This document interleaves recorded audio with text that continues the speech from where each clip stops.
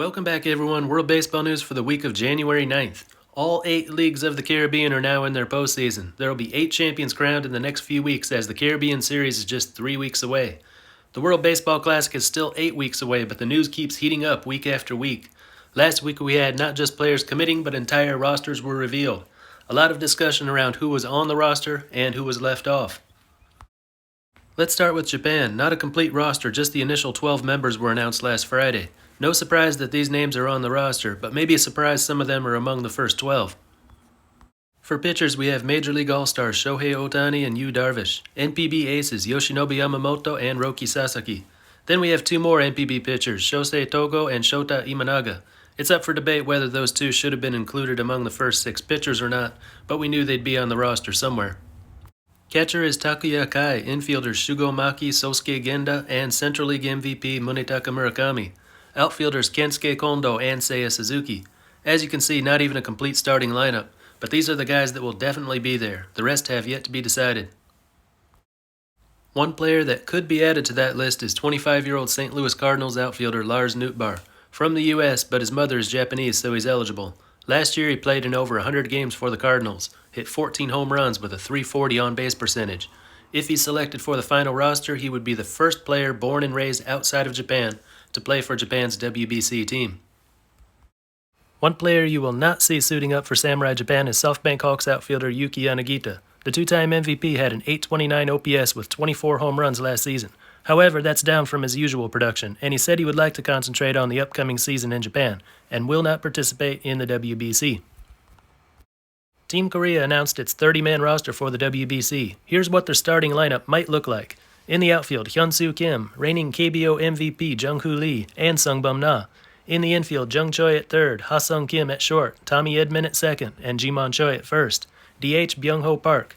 The ace would have to be Kwang-Hyun Kim. Catcher Lee Ji-young. Other hitters selected, seen on the left there, Ji-Young Lee, Hae-Sung Kim, Ji-Hwan Oh, Baek-Ho Kang, Hae-Min Park, and Gun-Woo Park, all among the best hitters in the KBO. Joining Kim in the rotation are Chong-Mo Koo, Hyung-Jun So, and Wee Lee-Lee. And in the bullpen, some of these guys could be starters too. Woo-Suk Go, Woo Young-Jung, Yong-Chan Lee, Won-Jung Kim, Cho-Won-Jung, Yun-Suk Kim, Se-Woong Park, Tae-In-Won, Ben Guak, Young-Pyo Ko, and Hyun-Jong-Young. A few active Major League players on this roster, a few former big leaguers as well, all the best from the KBO, all except Kiwoom Heroes pitcher Woo Jin-an. Best pitcher in the KBO in 2022, but his history of bullying, going back to his high school days, is keeping him from being selected to the national team. Cuba released its 50-man preliminary roster, featuring players from the Cuban League, right alongside active major leaguers, a few with NPB and LMB experience as well. Here's what their lineup might look like. In the outfield, Roel Santos, Luis Robert, and Yadir Drake. Infield, Yohan Moncado, Erisbel Arue Barrena, Andy Ibanez, and Ariel Martinez. Roenis Elias looks like the team's ace. DH, Yoenis Cespedes. Catcher, Lorenzo Quintana. Other hitters are listed here. I won't name them all, but among them are former SoftBank Hawks hitters Erisbel Gracial and Alfredo Despine, just released by the team in the last month. Additional members of the pitching staff include Kansas City Royals pitcher Ronald Bolaños, former Major League pitcher Onelki Garcia, a couple NPB pitchers Levan Moanello and Rydell Martinez. In total, there are 10 MLB-affiliated players, 10 more than there's ever been on a Cuban WBC roster.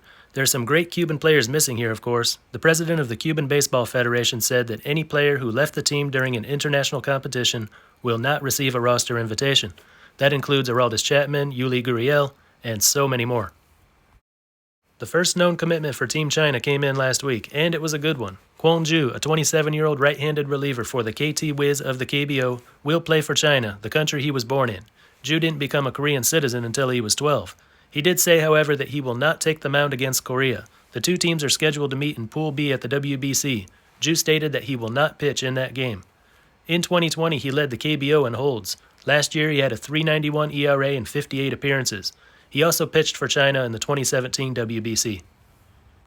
It looks like 27-year-old infielder Yu Chang will be playing for Taiwan after all. He previously declined to play in the WBC but reversed his decision due to severe public backlash.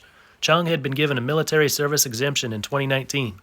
One condition was that he had to play for Taiwan in international competition until 2024. Chang played in 69 games for 4 different major league teams last year. Two more commitments for Nicaragua. 32-year-old right-handed reliever Erasmo Ramirez of the Washington Nationals is one. A reliable arm out of the bullpen last year, he made 60 appearances with an ERA of .292 and a whip of .1077. The other one is 23-year-old infielder Mark Vientos. Last year he made his major league debut playing in 16 games for the New York Mets. And their manager has been named. Sandor Guido, the one who led Nicaragua through the WBC qualifiers, will head the team once again in the big tournament. He is the manager of Leones de León, the defending champions of the LBPN in Nicaragua. Bad news for Team Australia and the whole baseball world. Chicago White Sox closer Liam Hendriks, a three-time All-Star and without a doubt the best active Australian baseball player, was recently diagnosed with non-Hodgkin's lymphoma. He revealed the news yesterday and will begin treatment today. This means he will certainly not participate in the WBC, but he hopes to return to the mound as soon as he possibly can. Wilson Contreras will not be playing for Team Venezuela. He just signed a 5-year deal with the Cardinals this offseason, and the team has asked him not to participate so he can focus on adjusting to the new team, getting to know the other players, etc. Not surprising at all, but still disappointing for Venezuela fans. A little news from NPB. Kohei Arihara is coming back to Japan to play for the 2023 season. The new team, the SoftBank Hawks. Arihara was one of Pacific League's top pitchers in 2020 with the Nippon Ham Fighters, then signed with the Texas Rangers. His 2 seasons in MLB did not go well, so he's back again with a new team. Recently, the Hawks lost their ace, Kodai Senga, who signed with the New York Mets. They're hoping Arihara can make up for some of that loss. He'll be back with his old Fighters teammate Kensuke Kondo. He signed with the Hawks about a month ago. Some news from the KBO as well. Wilmer Font helped the SSG Landers to the Korean Series title last summer, and the team offered him a 1-year contract close to $2 million. But he has decided to make one more attempt at a major league career. The San Diego Padres, who've been signing a lot of players from NPB and KBO in recent years, have signed him to a minor league contract. The 32-year-old right-hander last played in MLB in 2020 for the Blue Jays. Last year with the Landers, he threw 184 innings in 28 starts, ERA .269, WHIP .951, and a record of 13-6. And a few for the CPBL too. The Fubon Guardians have signed 30-year-old right-hander Tyler Epler. Epler pitched in the KBO last year for the Kiwoom Heroes. 25 starts, 8 relief appearances, 140 innings, ERA .430. Logan Ondrusek has been re-signed by the Uni Lions for the 2023 season. Ondrusek was great in his first CPBL season last year, throwing 82 innings and 14 starts, ERA .187 with a record of 9-1. 22-year-old right-hander Kavius Sampson will also be returning for the Lions. In his first CPBL season last year, he threw 61 innings in 10 starts and 1 time in relief, with an ERA of .354. The Rakuten Monkeys have picked up 36-year-old pitcher Hung Wen Chen. Chen made 9 starts and appeared 12 times in relief for the Fubon Guardians last year, totaled 63 innings with an ERA of .386. They have entered the postseason in Puerto Rico, one of the last winter leagues to finish out its regular season. The 6 teams of the LBPRC completed their 50-game schedule last Wednesday. Here's how it all turned out. Defending champions Criollos de Caguas led from the beginning all the way to the end. At 31-19, they finish at number 1. 3 games behind in second place are Gigantes de Carolina at 28-22. Third place, 5 games back, it's a tie between Cangrejeros de Santurce and Indios de Mayagüez, both teams 26-24. Leones de Ponce made a run toward the end but came up short. At 25-25, they missed the playoffs by a single game. RA12 in their 3rd LBPRC season finishing last for a 3rd straight year at 14-36, the only one of the 6 teams that finished under 500. Then, after a few days off, the semifinals got underway on the weekend. Gigantes and Indios won on Saturday. Cangrejeros and Criollos won on Sunday. Both series are tied at 1. Today is a day off, games 3 and 4 on Tuesday and Wednesday, game 5, 6, and 7 if necessary on the weekend. Last place RA12 had the league's top 2 batters. Ruben Castro beat teammate Yadiel Rivera by 1,000th of a point for the batting title. He had 41 hits and 130 at-bats for a .305 average. Also led the league in on-base percentage at .442, the only hitter in the LBPRC with an on-base over .400. Edwin Diaz of Criollos led the league in home runs with 8 and RBI with 29. Not so good batting average at .229, but drew 30 walks to bring his on-base percentage up to .375. Dairon Blanco of Leones stole 26 bases, topping the league and setting a new record for a 50-game season. Caught stealing just 5 times, batted .301. Ruben Ramirez of RA12 won the ERA crown. 9 starts, 48 2/3 innings, ERA of 0.74. Almost all no decisions. His record was 1-1. Caguas relief pitcher Yaxel Rios led the league with 7 wins and not a single loss. Appearing 24 times in relief, he posted a 0.65 ERA and a 0.759 WHIP. Braden Webb was the league leader in strikeouts, 65, and innings, 61 2/3. In 10 starts, 4 relief appearances, 61 2/3 innings, he put up an ERA of 2.19. The LMP in Mexico has the largest playoff pool of all winter leagues with 8 teams competing. Quarterfinal round continued last week, almost done with that. A couple series are already complete. Top-seeded Naranjeros de Hermosillo took care of Venados de Mazatlan 4-2. That series just ended on Sunday. Second-seeded Cañeros de los Mochis had no trouble with Mayos de Navajoa, disposing of them in 5 games. Águilas de Mexicali and Yaquis de Obregón are all tied at 3 apiece. Sultanes de Monterrey and Algodoneros de Guasave will also be going to Game 7. Algodoneros had a 3-0 lead in that series, but Sultanes have won the last 3. So the top 2 seeds move on to the semifinals, Naranjeros de Hermosillo and Cañeros de los Mochis. The other 2 spots will be decided today. Game 7 of the last 2 quarterfinal series on Monday night. Then the semis will start soon after. LIDOM has been in their postseason the longest. In this 4-team round robin, all 4 teams were 5-5 on Wednesday. A couple days later, they were all 6-6. It seemed like whichever team won on the final day would be the ones to reach the final series. But on the weekend, 2 teams managed to win back-to-back. Estrellas Orientales and Tigres del Licey, both 8-6, hold a 2-game lead with 4 games remaining. On the weekend, Estrellas swept Águilas while Tigres swept Gigantes.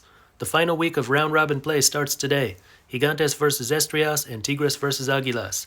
Tuesday is a day off, then each team will meet each other team one more time from Wednesday to Friday, and that will be the end. They'll be ready to go for the final series. The Australian Baseball League is now the only league still playing its regular season. That will end soon though. 2 weeks, a pair of 4-game series, and then it's time for the semifinals. The big match in the ABL last week was Northeast Division leader Brisbane Bandits visiting the Southwest Division leader the Adelaide Giants. And the big winner was Brisbane.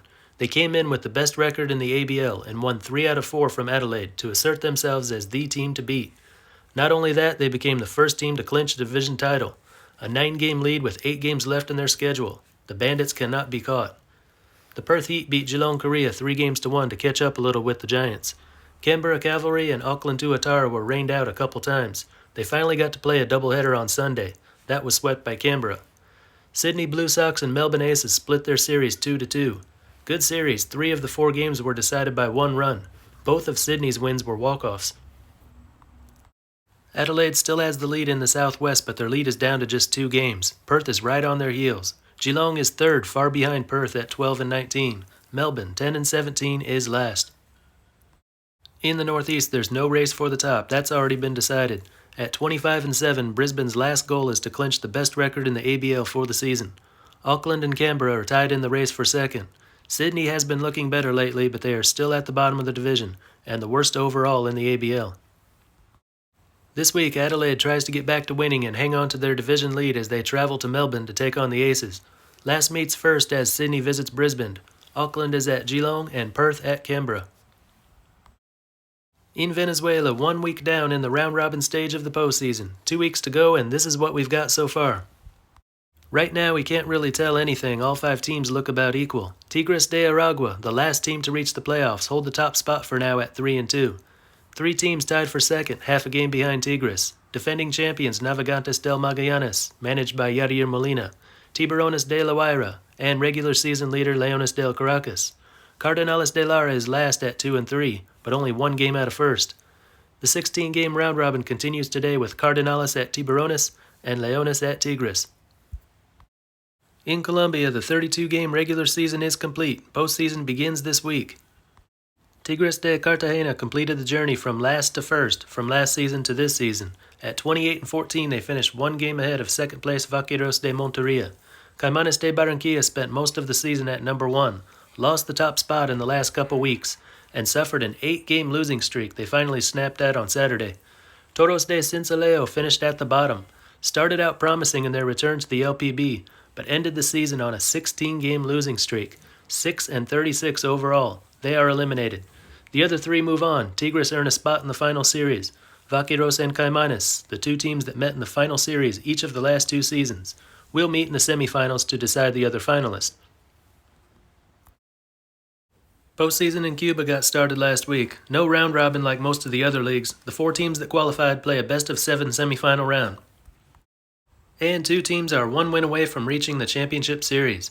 Agriculturist, the leader during the regular season, is on the verge of a 4-game sweep, leading 4th-seeded Tabacaleros 3-0. Meanwhile, 3rd-seeded Puerto, a team that was in last for a large part of the season before surging towards the end, has built a commanding 3-1 lead over the 2nd-seeded Centrales. All 4 teams will be in action today. Could be the end of both series. Friday is the latest possible date for the completion of the semis. By this time next week, only 2 teams will remain. In Nicaragua, the round-robin stage of the postseason has gotten underway. 1 week and 5 games down, only 7 games to go. And right now, defending champions Leones de Leon are looking pretty good. At 4-1, they lead the pack. Then it's a 3-way tie for second. Tren del Norte, Indios del Bor, and Gigantes de Rivas are all 2-3. Tren looked like they might be the dominant team in the round-robin early on, but they were beaten badly in their last 2 games. The postseason continues this week, starting on Tuesday, with Indios at Tren and Gigantes at Leon. On Saturday, 5 Leones pitchers combined for a no-hitter in an 8-0 win over Tren. The no-hitter was led by starting pitcher Antonio Frias, who threw 6 1/3 scoreless, hitless innings, though he did walk 7 batters. Regular season in Panama came to an end on Sunday. They are all set for the playoffs. Federales de Chiriquí finished on top in the regular season standings, so they will advance to the championship series. Atlanticos were second and Águilas Metropolitanas third. Those 2 will meet in a best-of-3 series. Winner moves on to face Federales in the finals. Astronautas de los Santos, the defending champions, are out. Here's the schedule for the semifinals. Starts today. Will be done by Thursday. Final series should start on the weekend. And that's all for this one. Until next time, this is Baseball International. See ya.